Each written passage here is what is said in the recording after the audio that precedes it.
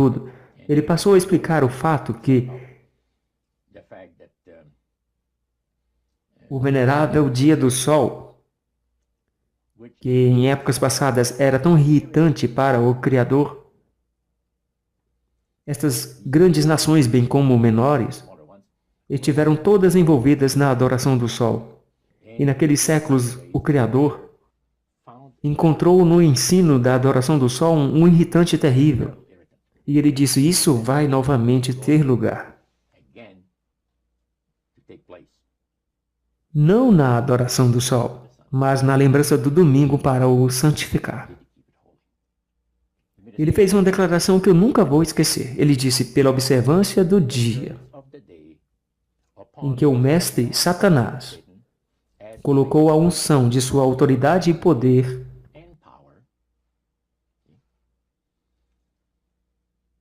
ele recebe a homenagem, independente de quem as pessoas pensam que estão adorando. A questão de um dia de adoração veio nessa reunião. O domingo foi o único dia mencionado. O sacerdote mencionou o fato de que Satanás escolheu o domingo como o seu dia.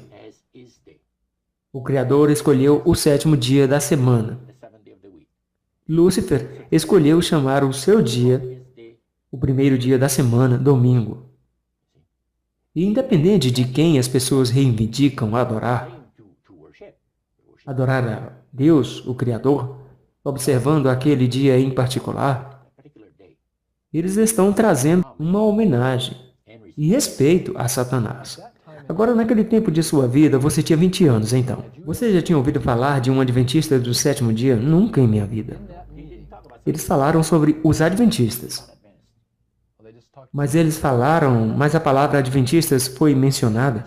O sacerdote estava nos dizendo que a necromancia, como já me referi anteriormente, é a crença de que os mortos tenham entrado em um estado superior de existência, etc. Disse ele, ao longo dos séculos, espíritos demoníacos amigáveis têm trabalhado diligentemente para estabelecer e manter nas convicções religiosas de todos os povos a crença de que o homem tem uma alma imortal.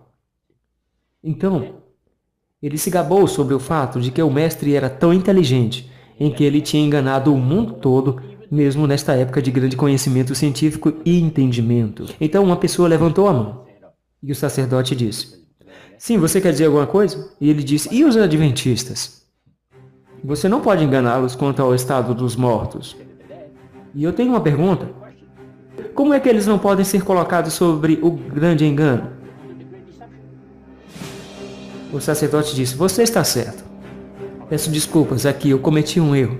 Quando eu disse que todas as milhões de pessoas que vivem na face desse planeta, todos, você sabe, estavam homenageando ao grande mestre, eu esqueci dos adventistas. Eles são tão poucos em número.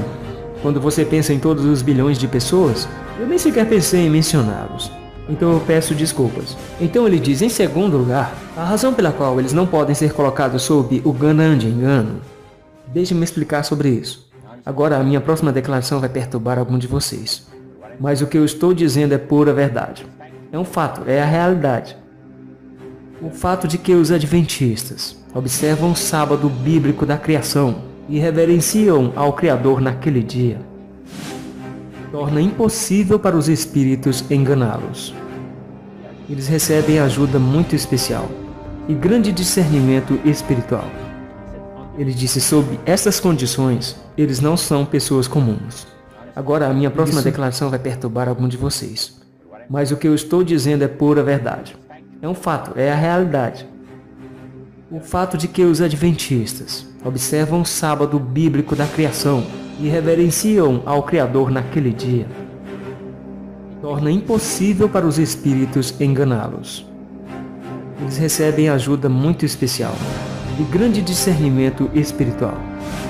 Ele disse, sob essas condições, eles não são pessoas comuns.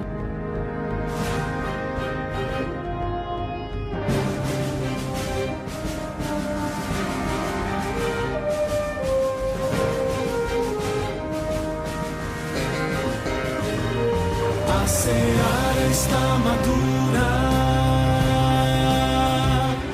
o verão já terminou.